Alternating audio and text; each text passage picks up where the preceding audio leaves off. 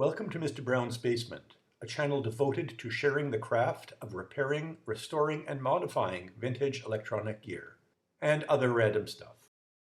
I have something in mind for my Macintosh Plus, but before I do anything with it, I need to make sure it doesn't have any RIFA capacitors in it.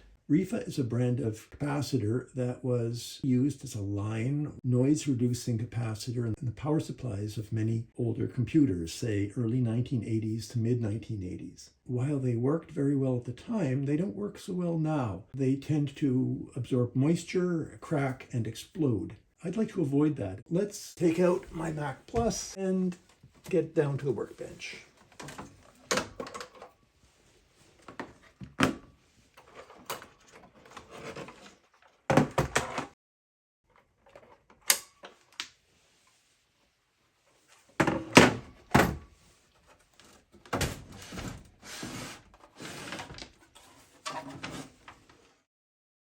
A few moments later.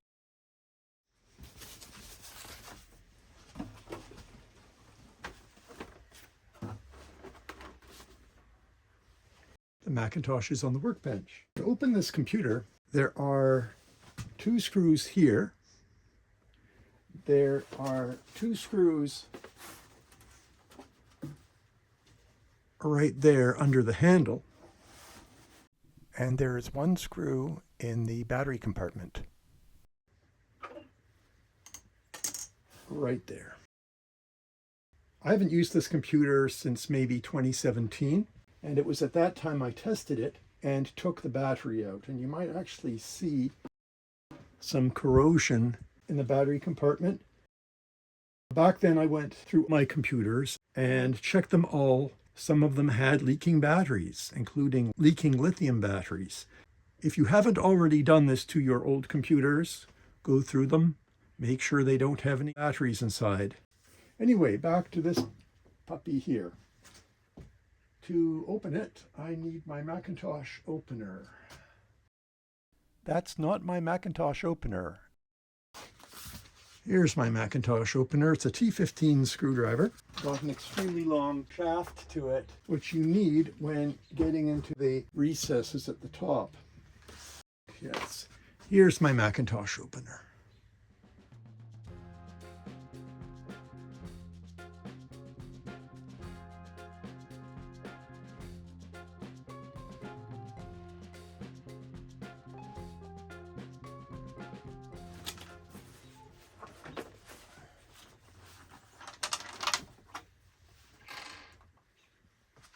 If all goes well, I should be able to put it on its face and lift off the back side of the case. Often that doesn't happen.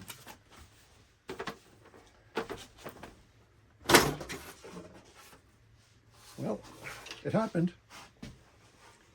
If this Macintosh had been powered up recently, then the capacitors inside, and that is these things over here, would probably be charged up and could potentially give me a shock. Same thing about the high voltage anode connector. If this isn't discharged, you can get a 15,000 volt shock. Not very pleasant, probably won't kill you. There is a way to avoid it. I did a video on that, but since this hasn't been powered up in 7 or 8 years, it's fair to say all the capacitors are discharged. Now let's look at the RIFA capacitors. RIFA capacitors are yellowish or amber or wheat colored. There's one there, and there are two more there and there. And they need to be replaced because if they pop, they're going to make lots and lots of smoke and probably startle me out of my shoes, which is not something I'm planning for, at least not for today. I can work with it with the analog board in or with the analog board out. I would prefer to work with it in, just less work that way. To do so, I needed to remove push retainers that held on the cardboard shield. That's done by pushing on the retainer's central pin from underneath with a small screwdriver. This is a 0.1 microfarad capacitor right there. And these two are 2200 picofarads. You can get these at any major electronic parts distributor like DigiKey or Mouser. but you should use safety capacitors. Some people say don't even bother to replace them. Well, they're there for a reason, so you put them back.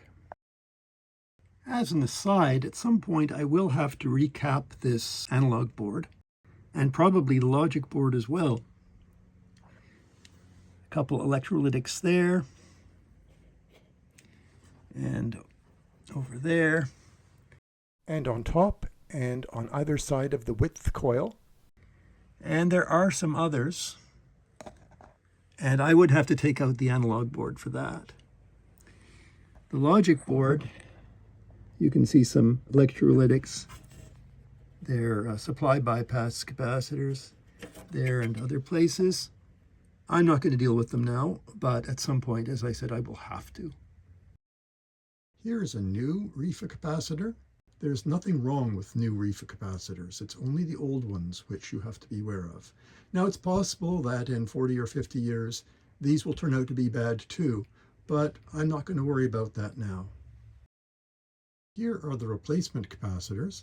Notice they don't look exactly the same. That's okay, as long as they are the same value and they are safety capacitors of the right type. The only other consideration is that the lead spacing should be close to the original so that it's easy to get them in. But at the end of the day, if you don't have the right size, the right physical size, you make them fit. Just do it neatly. I like to mark the capacitors on the board so that I don't waste my time heating up the wrong joints. So this one here and this one here are the 0.1. Here's one of the 4700 picofarad capacitors. And the other one is right here, right, yes, right there. There are different ways to remove an electronic component from a printed circuit board. I'm going to use the solder sucker method. If I need to use flux, I have flux. If I need desolder braid, I have desolder braid. Next part is going to be sped up because it's boring. I'm going to turn on my fume extractor because I see no reason to breathe in smoke from burning flux.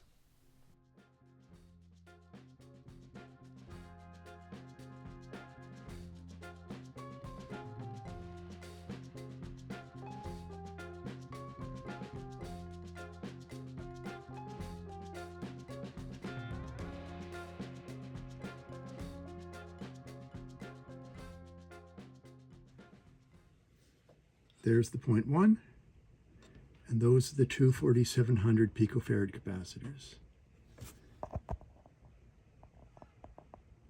All done. But before putting it back together, I'm going to test it, because there's always the possibility that I do need to replace the electrolytics now. I hadn't planned on it this afternoon, but you never know. Let's power it up and see what it does, if anything.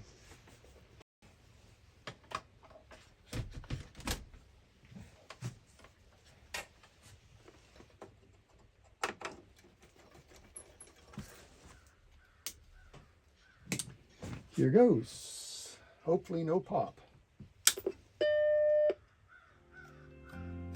Good sign.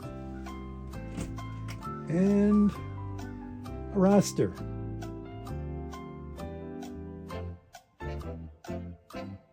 It's only an 8 megahertz computer.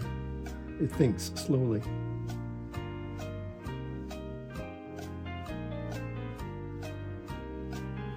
Will it come up with an answer in time?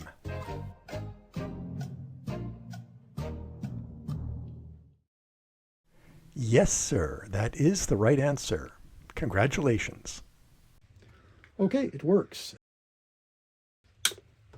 In my next video with this computer, I'm going to go back to 1984 and see if I can do some digital photography like it used to be done way, way, way back. I hope you'll join me for that video. In the meantime, though, I need to get this computer back together. I'm very good at it. It should take me about 10 seconds. I hope you enjoyed this video from Mr. Brown's Basement. If you did, please give me a thumbs up and consider subscribing for more interesting and unusual videos. As always, thanks for watching.